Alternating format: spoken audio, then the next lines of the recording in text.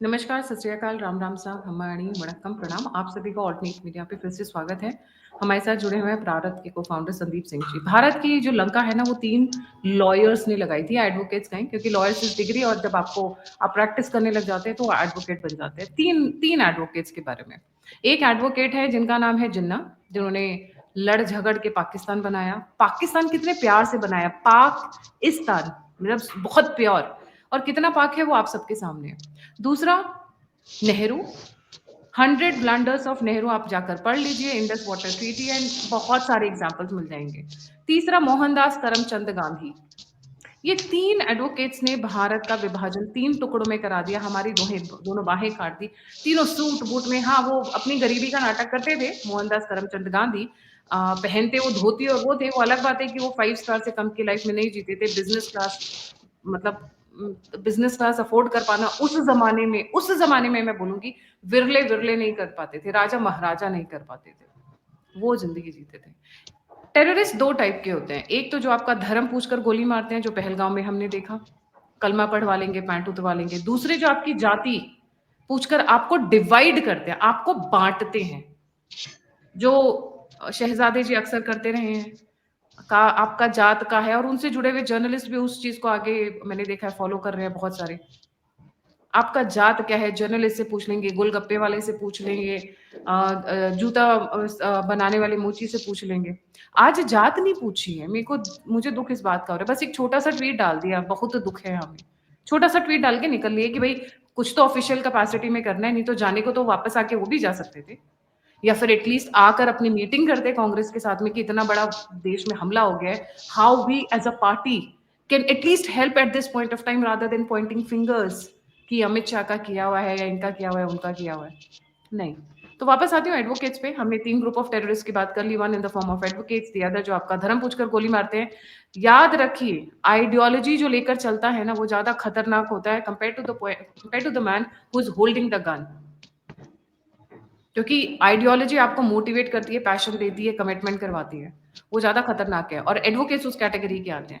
दूसरी कैटेगरी के लोग हैं टेररिस्ट, जिनके शहजादे के बारे में बात की, जो आपको डिवाइड करते हैं। और तीसरा तो आप जानते हैं कि जो गोली चला देते हैं, जो मरने के लिए आए होते हैं, 72 हुरों से मिलने के लिए आए होते हैं। आज हम बात करेंगे कपिल सिब्बल के लेटेस्ट बयान के बारे में कि किस तरीके से ये जो बयान आया है, ये बयान बड़ा मजा हुआ है, और डीकोड करने के लिए आपको सीरियसली एक बहुत बड़ी एनालिटिकल स्किल चाहिए। संदीप भाई, not taking much of your time, let's jump to Kapil Sibal, because ये जो इनका बयान आया है, this is very interesting. Over to you.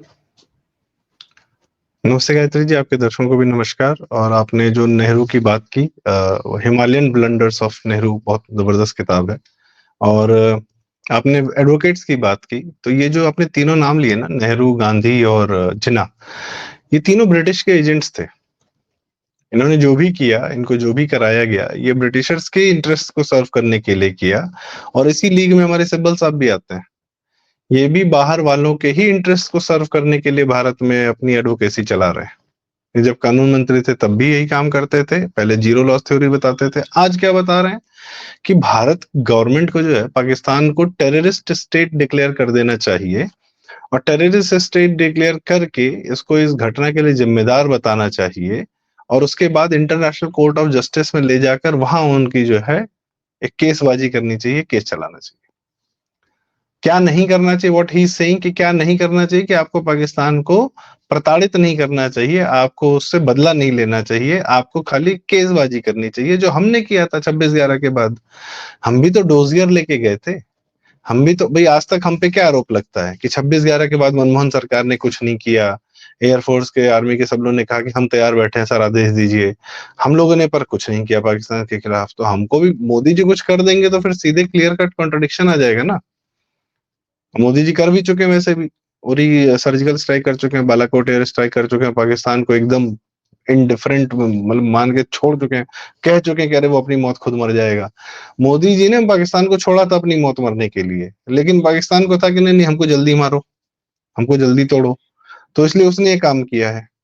अब उसके इस प्रोसेस को थोड़ा एक्सपेडाइट कर दिया जाएगा। पहला काम किया गया, पानी बंद किया गया है, इंडस वाटर ट्रीटी खत्म कर दी गई है, और ये काम आज तक कभी नहीं हुआ। पाकिस्तान से आपकी बड़ी से बड़ी झड़प हुई, कारगिल हुआ, सब हुआ, ये काम आज तक नहीं किया गया। नेहरू का पाप इस बार, नेहरू का ये हिमालयन ब्लंडर इस बार जो है भारत सरकार ने, मोदी जी ने धो दिया, नॉट एनी मोर।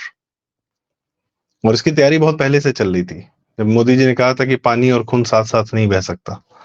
खैर, इसके अलावा बाकी जो बेसिक फॉर्मेलिटीज हैं वो तो की ही गई हैं कि भाई डिप्लोमेट्स हटा दिए, ये किया वो किया। अब इनका भाई साहब का क्या कहना है, मोदी अगर हाँ तो ठीक है भाई, बोल लो, तुम ये कर लो पहले। जब हाँ, अज्ञातवीर बहुत ज्यादा एक्टिव नहीं थे तब का स्टेटमेंट है कि पानी रोका तो हम तेरी जुबान खींच लेंगे, मैम, हम तेरी सांसें बंद कर देंगे। तो मैम इन सब की इन बातों पर, आज कौन से बिल में घुसे हुआ है हाफिज सईद, वो ढूंढना पड़ता है हमें भी जी। मैम इन सब की इन बातों पर ना मुझे राजू श्रीवास्तव जी का, जो लेजेंडरी हमारे कॉमेडियन थे, उनका एक वो डायलॉग याद आता है, हाय कर लो पहले सब, हाय कर लो तुम लोग पहले फिर उसके बाद हमें जो करना हो तो हम करेंगे करेंगे। मोस्ट इम्पोर्टेंट पॉइंट इज कि जो सबसे बड़ी डिमांड है, और इसमें मैं भी अपनी आवाज मिलाता हूँ, कि this time the Pakistani army, the Pakistani state should suffer. आप आतंकवादी भी मारते हैं तो आतंकवादी तो उनका चेला है, उनका तो चंटू है, वो तो पैसे देके पाल रहे हैं उसको, मरने के लिए तो पाल रहे हैं, और किस लिए पाल रहे हैं, कि थोड़ा आपको मारेगा फिर मर जाएगा। वो जैसे इससे बकरी को पाकिस्तानी पाला आर्मी, जाता है हलाल करने के लिए, उसी तरीके से इन्होंने पाल रखे हैं ये सारे। हाँ वो बकरे क्या, वो भेड़िए भी हैं, वो आके भारत में मारते हैं, फिर गोली मार के, फिर सही सेनाओं ने गोली मार देती है। अभी अभी चल ही रहा था, एक कल एनकाउंटर चल रहा था कुलगाम में। तो आप ठीक है, ये 4 आतंकवादी ढूंढ लेंगे, आप इनको मार देंगे। नेक्स्ट क्या, इजराइल ने क्या किया गाजा के साथ, फ्लैट कर दिया। Never again, never again should be the policy, never again. इसके लिए जो बन पड़ता है भाई, आपके यहाँ पुलवामा जब हुआ तो वो एक ह्यूमन सुसाइड बॉम्ब जो है फटा था, and it was the most, सबसे खतरनाक काम जो भारत के साथ शुरू होने जा रहा था वो था सुसाइड बॉम्बर्स का। जो हम लोग सुनते थे कि इराक में, ईरान में, और सॉरी ईरान नहीं, मतलब पाकिस्तान में इस तरीके से फट रहे हैं, वो भारत में शुरू करने जा रहे थे लोग। तो भारत ने प्रोएक्टिव बेसिस पे वहां बम मारा जहां पे इनको तैयार किया जा रहा था, सुसाइड बॉम्बर्स को ट्रेनिंग दी जा रही थी कि आगे तुम पहला ही किए हो ना, अभी आगे के 300-400 जो तुमने ट्रेन कर रखे हो सबकी ऐसी की तैसी, ठीक है। सो सुसाइड बॉम्बिंग का चैप्टर वहां क्लोज कर दिया गया। But this is not the solution. मतलब ठीक है, इट इट एक एक टाइम तक इसने जो है आपको बचा के रखा, पर हमें समझ में आ रहा है कि अगेन फिर से वही नौटंकी शुरू हो गई है। तो अच्छा, इन सब की जड़ कहाँ है? इन सब की जड़ जो पाकिस्तान स्टेट में है, पाकिस्तान की ज्योग्राफी में, पाकिस्तान की कंट्री में है। और जो भारत में भी जो पाकिस्तानी रह रहे हैं ना, जो भारत में पाकिस्तानी जो मानसिकता से पाकिस्तानी रहते हैं, उनको भी जो मेंटल ताकत मिलती है, कि उनका ड्रीम क्या है कि हमने एक पाकिस्तान बना लिया और अब हम उसको जो है दोबारा बनाएंगे भारत के अंदर। तो जो भाई जो बनाया वो जा रहा है, वो खत्म होने जा रहा है। और this time that Pakistani army, that Pakistani state will suffer. Pakistan नाम की चीज अब रहनी नहीं चाहिए, that is for sure. Bharat अगर एलओसी हॉट करता है, भारत अपने जिस भी तरीके से इनके सैनिक अड्डों पर, आतंकवादी नहीं सैनिक अड्डों पर जिस प्रकार से हमला करता है, be it war, doesn't matter, it matters the most कि Pakistani state should not exist any more. Sandeep ji, Balochistan अलग हो जाए, वो तैयार बैठे हैं जी। मैं आपको कपिल सिब्बल जी की उस पर लेकर आऊंगी। हम्म मतलब हम्म ये जो ये कह रहे हैं कि पहलगाम हम्म हमले के लिए जो जिम्मेदार है उनके खिलाफ कार्रवाई करनी चाहिए, कागजी कार्रवाई करनी चाहिए, इंटरनेशनल मैं कोर्ट ऑफ इसको थप्पड़ जस्टिस मार में देता जाना हूँ, इस आदमी को मैं एक थप्पड़ मार देता हूँ, और उसके बाद ये मेरे को तुरंत थप्पड़ ना मारे, ये मुझे कोर्ट में लेके जाए, बाकी जो होगा देखा जाएगा। एग्जैक्टली ये क्या चाहते हैं कि जो हम जिसकी वजह से आसिम मुनीर की सुसु पॉटी सब चालू हो रखी है अभी, हम उससे इसका रुक जाए, परिवार मर जाएगा हम जिस दिन, अटैक उस ना दिन ये क्या करें। करेगा? इसका परिवार हम किसी दिन किसी ने मार दिया अगर, ये आदमी क्या करेगा? Yes, he wants to stop and divert, diversionary tactic है ये। ही रिटेलिएशन को रोकना चाहते हैं। सुप्रीम उधर इंटरनेशनल कोर्ट ऑफ जस्टिस घंटा कोई नहीं पूछता आज की डेट में, क्योंकि सबको पता है वहां कुछ नहीं होना है। तो ये भाई साहब ये भी दिखाने के लिए, देखियो मैं हितैषी हूँ भारत का, मैं बहुत बड़ा हितैषी हूँ, इसलिए मैं बोल रहा हूँ इंटरनेशनल कोर्ट ऑफ नहीं जस्टिस में नहीं, ये जब हितैषी ऐसे पाकिस्तान दोस्त के हो, हैं। जब ऐसे भारतीय हो, तो ये दुश्मन ज्यादा है भारत का नागरिक होने की बजाय जी। और ये सुप्रीम कोर्ट के बार एसोसिएशन का प्रेसिडेंट है आदमी, ये सिर्फ वकील नहीं है, ये सुप्रीम कोर्ट के बार एसोसिएशन का प्रेसिडेंट है। मैं तो उन वकील साहब लोगों से भी मतलब रिक्वेस्ट करूंगा कि भैया इनको तो अब हटा ही दो अपने प्रेसिडेंट के रूप में, ये आपको रिप्रेजेंट कर रहे हैं, ये आपकी भी बात कह रहे हैं। आप सुप्रीम कोर्ट के माननीय वकील लोग, जो इतने सीनियर वकील लोग हैं, उनका ये प्रेसिडेंट बन के बैठा हुआ है आदमी। कौन बनाता है, क्यों बनाता है, वो तो हम और आप जुडिशरी की सारी कहानी देख ही रहे हैं, क्या कर रहे हैं क्या नहीं कर रहे हैं, वो एक अलग मैटर है। But the point is this time the Pakistani state should suffer. And I will go beyond one more thing, कि अगर जो तमिलनाडु कर्नाटका के लोग हमारे जो हमारे भाई बहन जो वहां पर मारे गए पहलगाम में, उन स्टेट्स में कुछ मुसलमानों के साथ भी यह प्रताड़ना होनी चाहिए, क्योंकि भारत का जो यह मुसलमान वोट बैंक है, ये बहुत अपने आप को उम्मा उम्मा करता है, और सब बेनिफिशियरी हैं इस प्रकार के दंगा, इस प्रकार के आतंक के। जो जितना मासूम मुसलमान है ना भारत का, they are the beneficiaries of ये जो दंगे करता है कोई एक मुसलमान, फिर उस इलाके से हिंदू छोड़ के चला जाता है, फिर वहां पर मुसलमान जो है बढ़िया आराम से घर दुकान सब उनके पे कब्जा कर लेता है। ये कौन करता है? ये मासूम मुसलमान करता है। ये जो टेररिज्म वहां कराया गया है, आज पूरा जम्मू कश्मीर की डेमोग्राफी चेंज हो चुकी है। और अभी एक किसी और का स्टेटमेंट आया है, मैं बोल रहा हूँ किनका स्टेटमेंट है, उनका स्टेटमेंट ये है कि ये जम्मू कश्मीर में इसलिए कराया गया है ये कार्य आतंकवाद का, ताकि जो भारत सरकार वो दे रही थी, डोमिसाइल दे रही थी हिंदुओं को, जम्मू कश्मीर की डेमोग्राफी बिगाड़, मतलब हिंदू जाके रहेगा तो डेमोग्राफी बिगड़ जाएगी, कि 90% मुसलमान हो गए हैं तो डेमोग्राफी नहीं बिगड़ी है। तो भारत सरकार जो है धीरे धीरे जम्मू कश्मीर की डेमोग्राफी चेंज कर रही है, इसलिए हिंदू बसा रही है, डोमिसाइल्स दे रही है, इसलिए ये हत्याकांड किया गया है, ताकि भारत सरकार जम्मू कश्मीर की डेमोग्राफी न बिगाड़े। ये किसी का स्टेटमेंट है, I am not remembering the name right now. बहुत ही बचकाना स्टेटमेंट है, बहुत ही वाहियात स्टेटमेंट है। अब आप सीरिया, समझ लीजिए लेबनान, ना। अफगानिस्तान, पाकिस्तान सारी जगह तो लड़ मर रहे हो, वहां पे कौन सा एक्सक्यूज ढूंढ लिया आपने इतने गंदे टेरर अटैक का, या ऐसे जिनोसाइड का, या ऐसे हमले का? वहां पे क्या एक्सक्यूज ढूंढ लिया? वहां पे कुछ और ढूंढ लिया होगा। प्रॉब्लम ये है कि ये इन्होंने करना ही था, कोई भी एक्सक्यूज ढूंढ लेते। वो रॉबर्ट वाड्रा बोल रहे हैं ना, Hindutva is the reason why this attack has happened and the Modi government should not follow the Hindutva policy. अब क्या नहीं बोले? तो उनके ससुर और आपको के भी पता समय है में ही कि तो शालीनों की आतंकवाद भरमार शुरू है, हुआ माँ था बहन कश्मीर में। उनके जी। ससुर के समय में ही तो आतंकवाद शुरू हुआ था। उनके ससुर क्या हिंदुत्व हिंदुत्व खेल रहे थे कि मुसलमानों के आगे लेटे हुए थे शाहबानो केस के बाद या उससे पहले?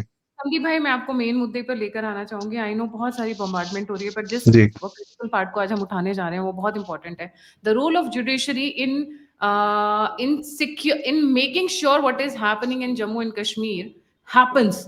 मतलब वो उन्होंने ठप्पा लगा दिया एक्चुअली। जी। अब बात वही है कि 370 जब हटाया गया था, एक तो मेरे को बहुत श्योर है कि कोई मुस्लिम अगर रूल करेगा जम्मू कश्मीर पे तो वहां हिंदुओं का भला नहीं होने वाला है, because it has never been there agenda has always been कि हमको एंटी हिंदू कार्य करने हैं। जब तक मनोज सिन्हा जी एलजी थे या उससे पहले जब तक केंद्र सरकार के हाथ में आपका जम्मू कश्मीर था, वहां शांति स्थापित हो रही थी, सबका भला हो रहा था, सबका साथ सबका विकास भी चल रहा था। जैसे ही उमर अब्दुल्ला नाम का आदमी आता है, वापस से नौटंकी शुरू हो जाती है।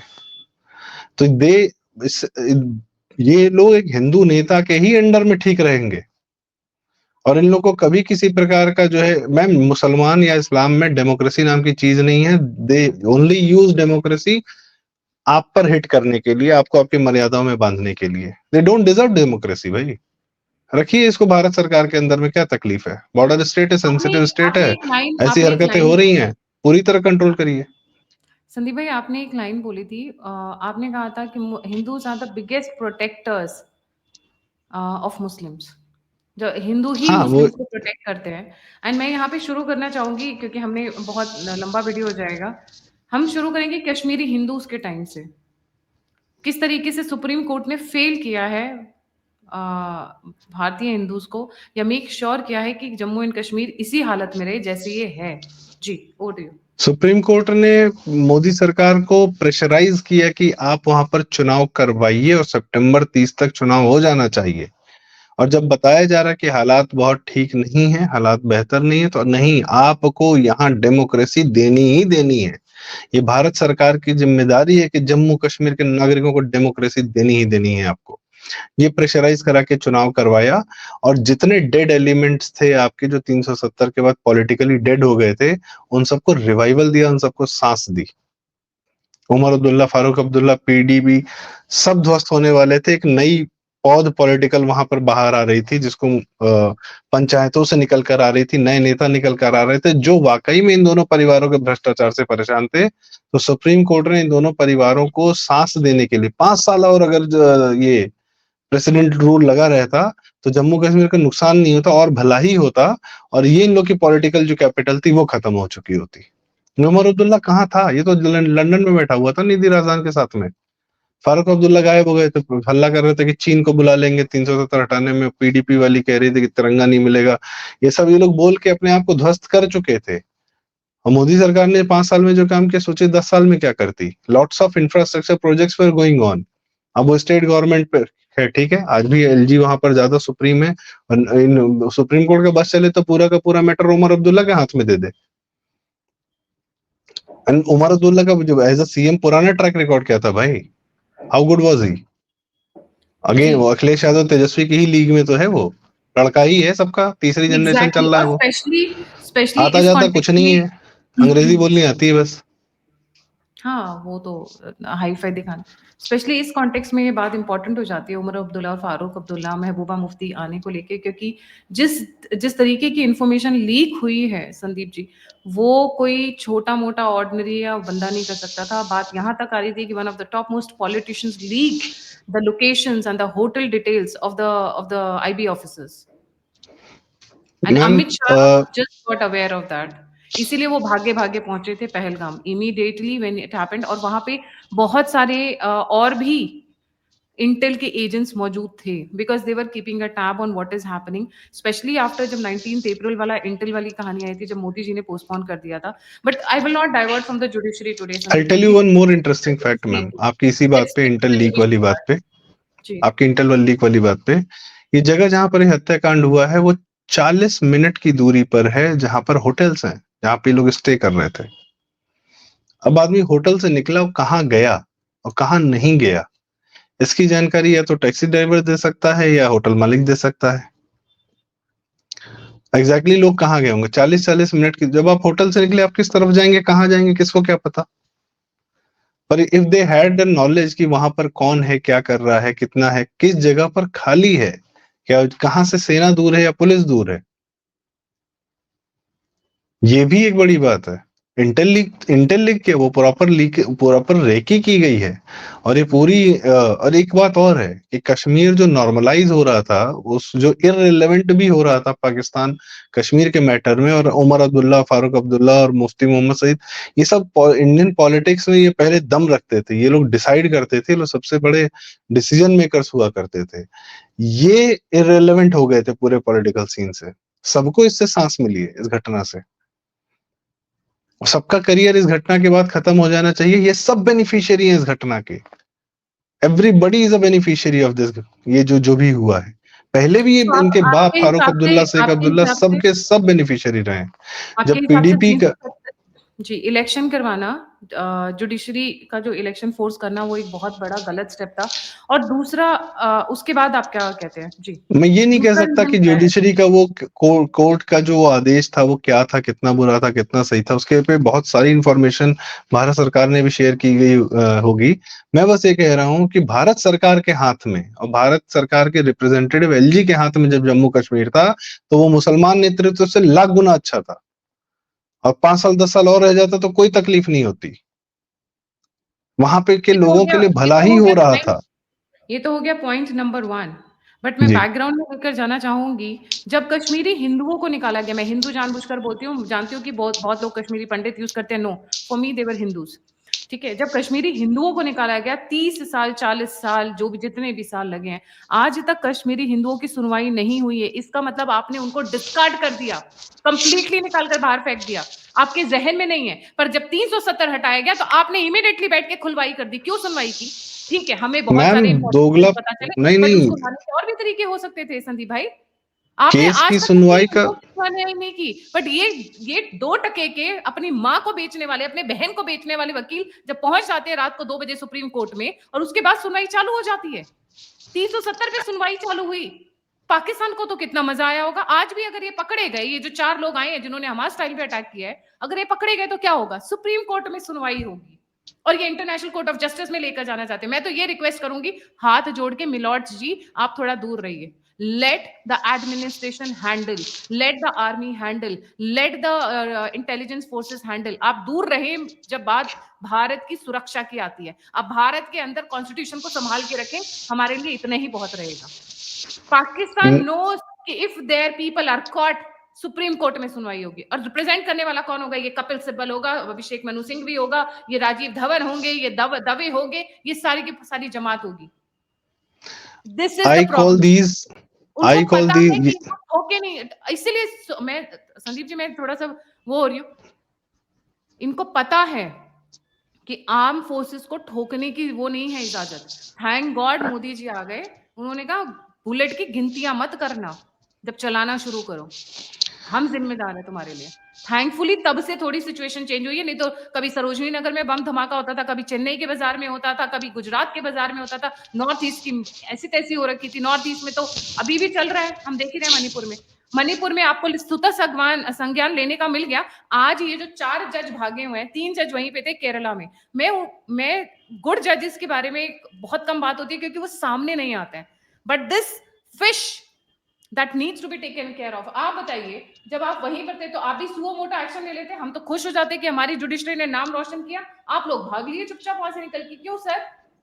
जब आप हर चीज को कर सकते हो तो यहां पर सीओ मोटो क्यों नहीं सर? आप बताइए सर, आप भारतीय नहीं हैं? अब भारत के न्यायाधीश हैं, भारत की जुडिशरी में बैठ रहे हैं। आपको लेना नहीं चाहिए था, क्यों निकल गए ये पहलगाम से? वहीं बैठ के सुओ मोटो लेते, या फोन करते इनको संजीव खन्ना जी को कि ऐसा अटैक हो रहा है, सुओ मोटो लीजिए। आपको मणिपुर का सुओ मोटो याद आ जाता है, आपको बाकी सारे सुओ मोटो याद आ जाते हैं। निशिकांत दुबे जी ने पूरी फाइल बना रखी है सुओ मोटो जजेस की। किस कंडीशन पे क्यों ले रहे हो सुओ मोटो? इसीलिए जुडिशरी पे गुस्सा आया हुआ है। जुडिशरी की 2 बातें और बताता हूं मैं। कश्मीरी हिंदुओं के पलायन से ही संबंधित 1989 में यह हत्याकांड होता है, और उस समय जो है, अब लोग कहते हैं मुसलमान को आप मंत्री क्यों नहीं बनाते, नेता क्यों नहीं बनाते। पहली बार एक मुसलमान जो है गृह मंत्री बना भारत का, दिसंबर में बनता है, जनवरी में कश्मीरी हिंदू का हत्याकांड हो जाता है, एक एफआईआर नहीं होती। मुफ्ती मोहम्मद सईद जो गृह मंत्री था भारत का, वो एक हिंदू परिवार से मिलने नहीं जाता। आज अमित शाह तो पहुंचे हैं हर प्रदेश में, जहां जहां जिनके परिवारजन जो भी जिनकी हत्या हुई जिस प्रदेश के हैं, वहां का मुख्यमंत्री वहां जाकर उनके घर पे जा रहा है। खैर, इतनी संवेदना भी नहीं थी। दूसरा, 1989 में कश्मीरी पंडितों का जो सुप्रीम कोर्ट ने मना कर दिया कि भाई बहुत समय बीत गया, हम आपका केस नहीं सुन सकते। ये ऑर्डर देने के 6 महीने बाद जो है 1984 के हत्याकांड, जो कि सिख हत्याकांड था, कांग्रेसियों ने कराया था दिल्ली में, उसमें मुसलमानों की इन्वॉल्वमेंट थी, उस पे एसआईटी बनाई है कि अच्छा 84 के केसेस को हम सुनेंगे और उसका जो एसआईटी बनाई जाए। ये दोगलापन है। और सुनिए, यूपीए काल के समय में सोनिया गांधी का जब राज चल रहा था, तब सुप्रीम कोर्ट डिसाइड करता था कि सेना वहां पे पत्थरबाजों को कैसे जवाब देगी, पैलेट गन चलाएगी कि नहीं चलाएगी। और दिल्ली की मीडिया पूरी तरह इन्वॉल्व थी कि वो तो बच्चे हैं बेचारे, उस पर पैलेट गन क्यों चल रही। अरे वो करेगी क्या सेना, ये बताओ भाई।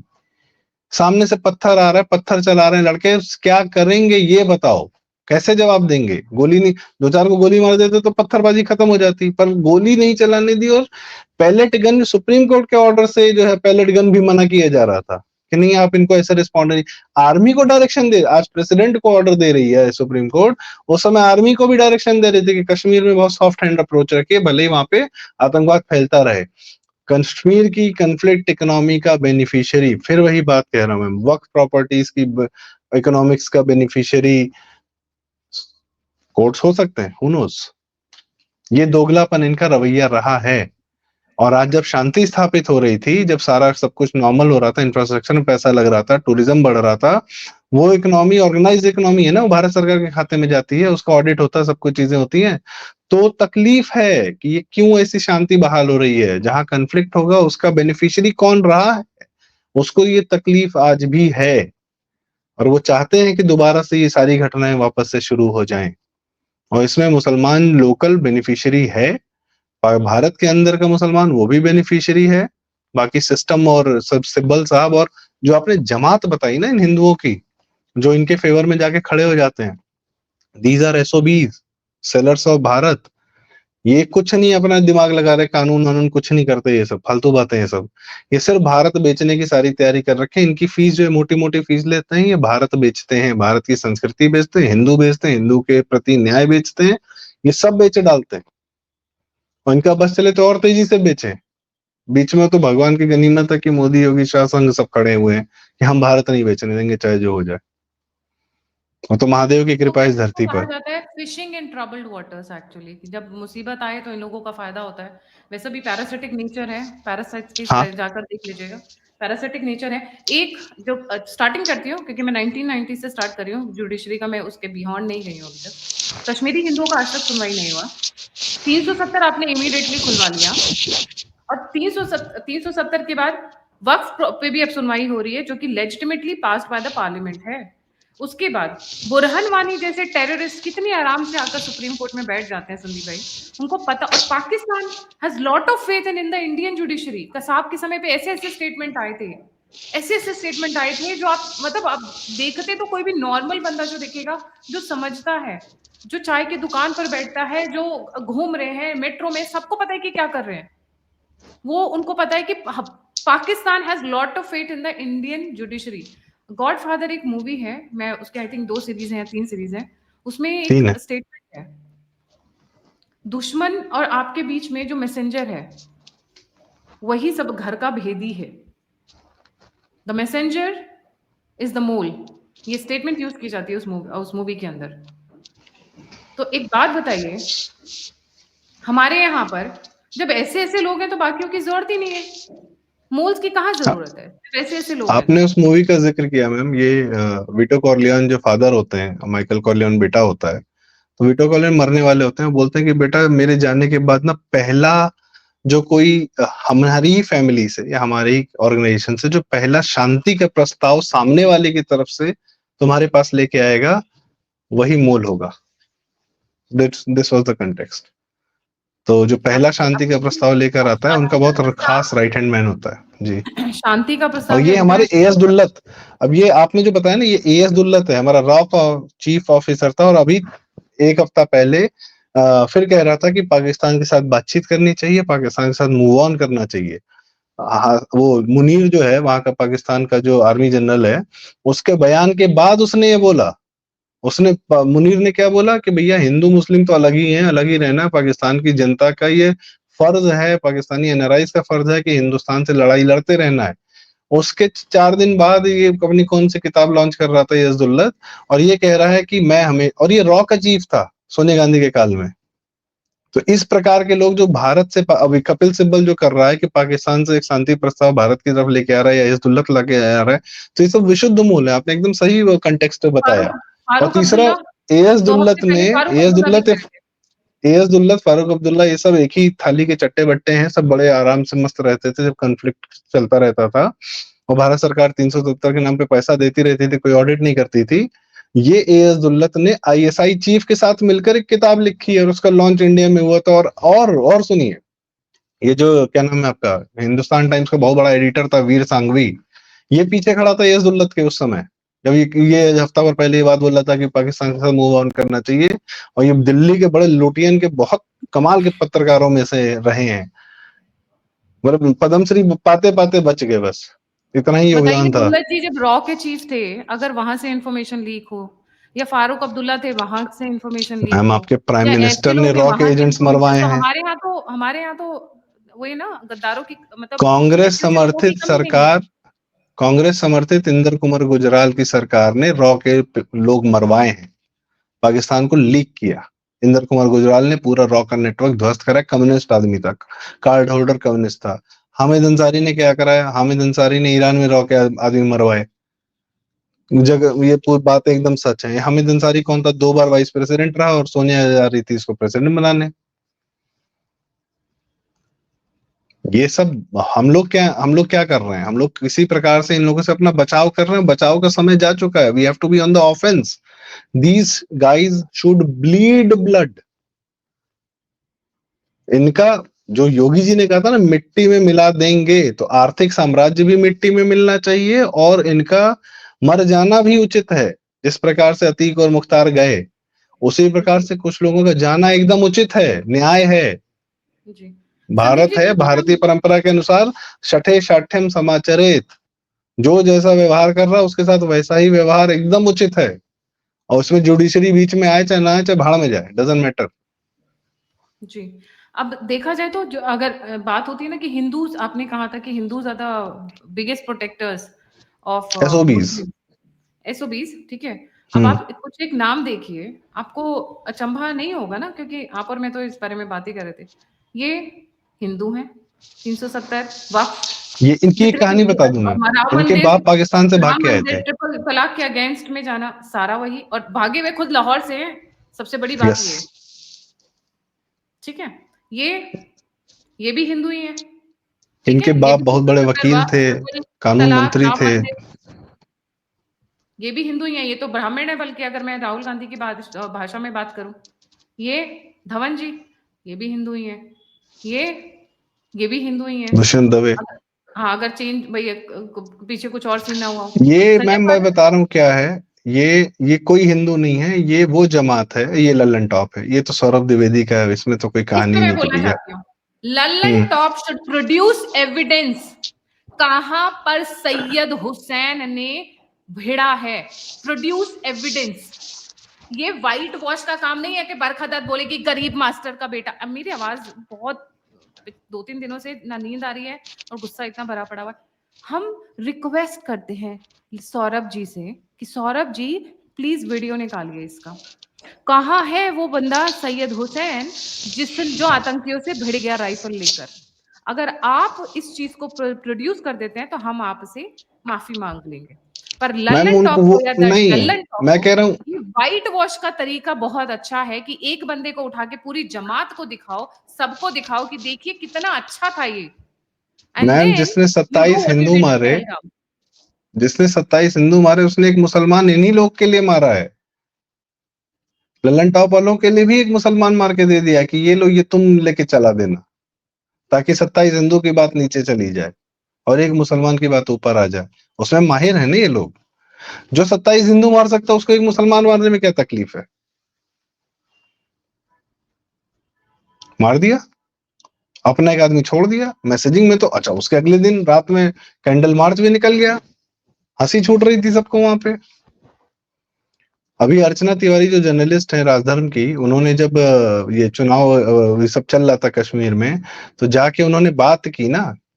उनके वीडियोस देखिए, वो क्या बता रहे हैं। वहां का मुसलमान जो है, लोकल मुसलमान है, वो क्या बता रहा था कि हमें तो भाजपा को वोट नहीं देना, सब किया, ये किया, वो किया, हम नहीं देंगे वोट। तो हिंदुओं से नफरत भी थी, भाई क्यों आ जाएंगे हिंदू यहाँ रहने। उन्होंने जमीन कब्जा कर लिया, वो उनकी है, वो अपनी इस्लामिक माइंडसेट से सोच रहे हैं। आपको हमको लगता है कोई इंसान दिख रहे हैं तो इंसान है, नहीं। वो इंसान दिख रहे हैं मुसलमान। और वो ये फर्क आपको चीख चीख के बार बार आपके भेजे में गोली मार के बता रहे हैं कि हम मुसलमान, तुम काफिर। वो इस हद तक जाकर बता रहे हैं, हम मानने को नहीं तैयार बैठे हैं भाई कि हम नहीं नहीं नहीं, आप सब लोग तो अच्छे हैं, हम ही लोग गड़बड़ हैं। ये जो जमात आपने बताई, ये व्यवहार है। और ये जमात अभी ऐसा नहीं कि सिर्फ मीडिया में है और ये वकालत में, हमारे आसपास भी मिल जाएगी आपको। अभी जरा सा युद्ध शुरू हो जाए तो अभी चालू हो जाएंगे कि अरे यार, इतना क्या करने की जरूरत थी, उतना क्या करने की जरूरत थी, ये क्यों कर दिया आपने, इतना क्यों कर दिया, वो क्यों कर दिया। ये भी सब सब चालू हो जाएंगे कि आपको इतना नहीं बोलना चाहिए, आप ज्यादा कट्टर हो रहे हैं, आप दूसरे का खून मांग रहे हैं। अरे, वो तुम्हें मार के गिरा रहा है, तुम ये बोल भी नहीं पाओगे कि तुमको जो है उनका खून चाहिए।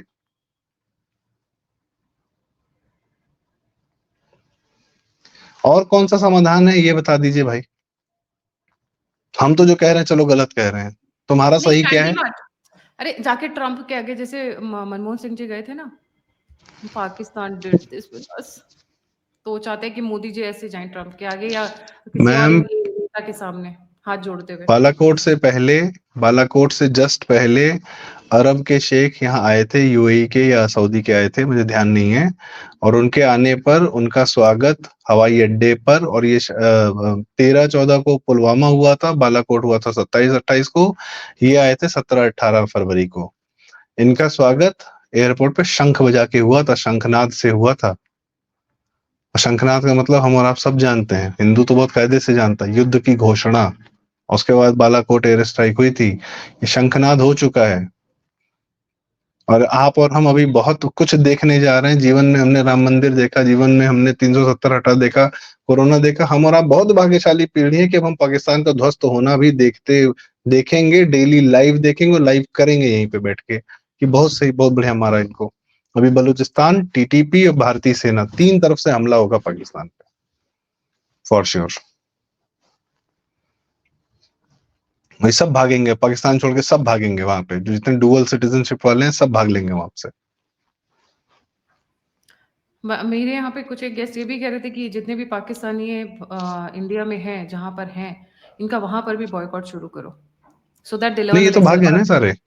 सारे इनको भाग गए। मेडिकल एक चीज वीजा और, वीजा कुछ नहीं मिलना चाहिए। नहीं एक एक आदमी चीज को और है। मेडिकल वीजा नहीं मिलना चाहिए। अरे संदीप जी, इनके अंदर कुंठा इतनी भरी पड़ी हुई है और इतना इंफीरियोरिटी कॉम्प्लेक्स है कि ये ना जाकर भी झूठ बोलते हैं। आप यूएस चले जाइए, यूरोप चले जाइए, अफ्रीका चले जाइए, साउथ ईस्ट एशिया चले जाइए और रशिया चले जाइए, सब बोलते हैं हम भारतीय हैं, हम इंडियन है, सो दैट इनका। पर जब पासपोर्ट खुलता है ना, तब पासपोर्ट पे समझ में आ जाता है, लोएस्ट रैंकिंग पासपोर्ट। मैम, इनका पासपोर्ट जब खुलता है ना, तो इनकी सबसे बड़ी एक्ट्रेस जो है वो भी रोती है कि अरे हमारा पाकिस्तानी पासपोर्ट एयरपोर्ट पे हमको रुला दिया और भारतीयों को जाने दिया मस्त होके। डिस्क्रिमिनेशन दिखता है ना, दुनिया में अपनी औकात दिखती है। जी भारत वाले इज्जत देते हैं ना, तब इज्जत बनती है इनकी। है कहाँ इज्जत इन सबकी? और इस जी लायक भी नहीं है। सब भूखे मर जाएं, आपस में लड़ मर के मर जाएं, उतना जितने ज्यादा मरे उतना अच्छा। और पाकिस्तान में जितने मरेंगे, really I will be very happy. जी। मतलब कोई मोहब्बत नहीं है, कोई मोह नहीं है इन लोगों से। उन्होंने वहां के हिंदुओं के साथ क्या किया? पाकिस्तान का कोई खड़ा हुआ जब पाकिस्तानी हिंदुओं की बेटियों को उठा के ले जाते हैं daily daily daily daily basis पे? पूरा तंत्र लगा हुआ है पाकिस्तानी हिंदुओं की बेटियों को। जब यहाँ चली आती हैं बेचारे लुट पिट के, तो यहाँ पे कपिल सिब्बल जैसे लोग, यहाँ केजरीवाल जैसे लोग उनकी बिजली पानी बंद कर देते हैं। इनके साथ मोह करूं मैं? क्योंकि मैं मेरे मेरे और इनके बीच में बहुत सारी दीवारें हैं। मेरी पुलिस है, मेरे योगी हैं, मेरे मोदी हैं, सेना है, तो मैं बचा हुआ हूँ। वरना इनका बच चले तो सबसे पहले कि हम ही आपको मार दें।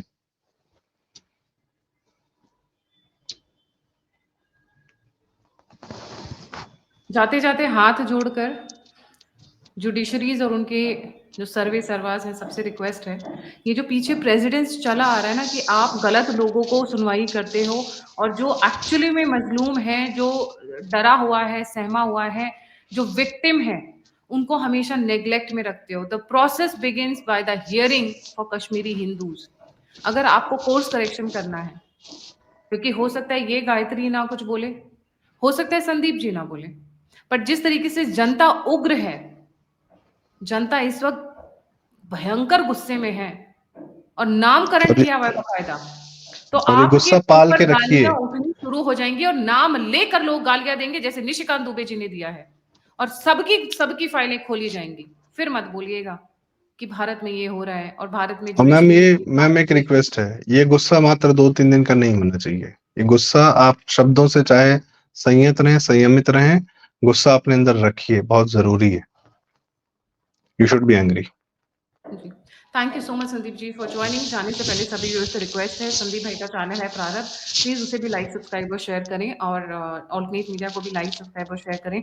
अगर आप हमें सपोर्ट करना चाहते हैं, हमारी मदद करना चाहते हैं, तो यूपीआई और नंबर स्क्रीन के ऊपर है। आप हमसे जुड़ना चाहते हैं, इन्फॉर्मेशन शेयर करना चाहते हैं, कोई इनपुट देना चाहते हैं, तो सभी के सभी लिंक्स डिस्क्रिप्शन बॉक्स में है। Please don't send information on the number because I really don't, इतना नहीं मिल पाता है मुझे समय, मेरा घर परिवार भी है, छोटा बच्चा भी है। आप मुझे ईमेल डालें बकायदा, और अच्छे से ईमेल डालें तो मैं उसका रिस्पॉन्स भी करती हूँ। तो get in touch with good information. इसी के साथ जय हिंद, जय श्री राम, हर हर महादेव। हर हर महादेव।